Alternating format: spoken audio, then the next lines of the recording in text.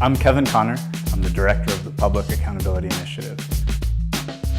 We're a watchdog research group focused on corporate and government accountability, and in particular on corruption, undue influence, conflicts of interest.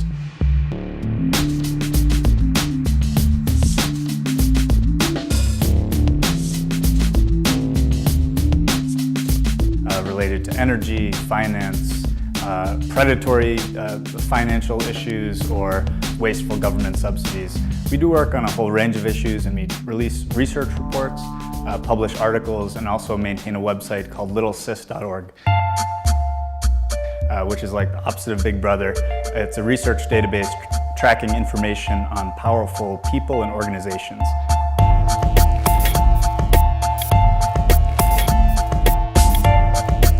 So I'm Whitney Yax. I'm a research analyst here at PAI.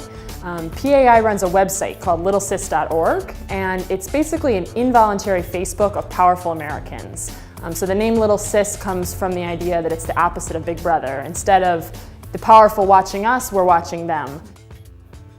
So PAI was founded by a group of activists, academics, public interest lawyers, people who are really concerned about corporate power in our society. It was founded as a research organization to expose that influence, bring transparency to networks of influence that are shaping policy, and produce impact. I guess a month ago or so, it was announced that Comcast and Time Warner Cable were going to be merging. These two giant cable companies were going to become one, and there was a lot of news about it. We took a look at some of the key players involved in the deal, especially the lawyers, and actually came across one whose name was Robert Schumer. As it turns out, Robert Schumer is the brother of Charles Schumer.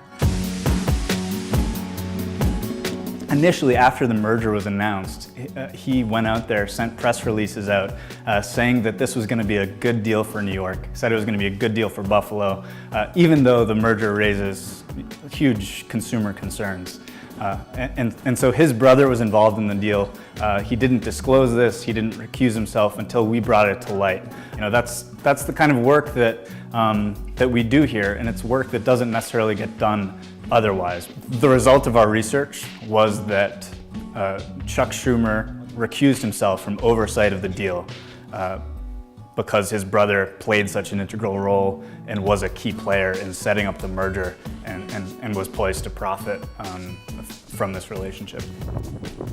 My name is Jen. I'm a research analyst at PAI.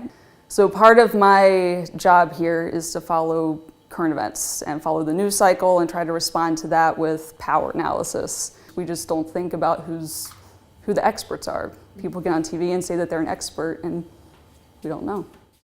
Well, in seeking to sort of expose these dynamics in our society, in our politics of corporate power kind of run amok and really playing a dominant role in how policy is shaped, having a sort of relatively tiny elite with disproportionate influence, in kind of exposing that and bringing transparency to that.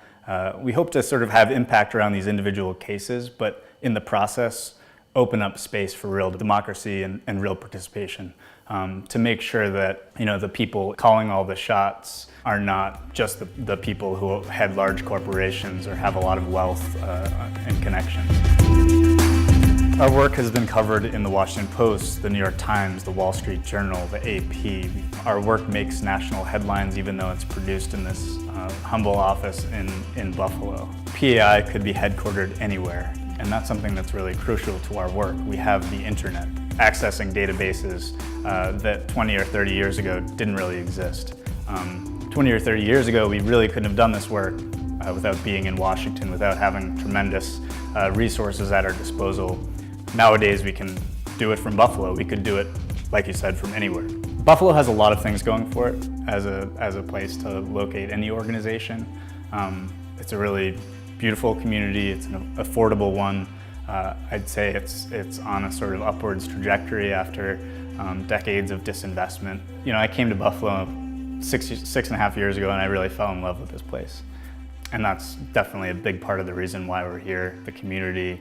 I think it's a beautiful city, and I really feel the potential here and I really enjoy the energy of people kind of making things happen.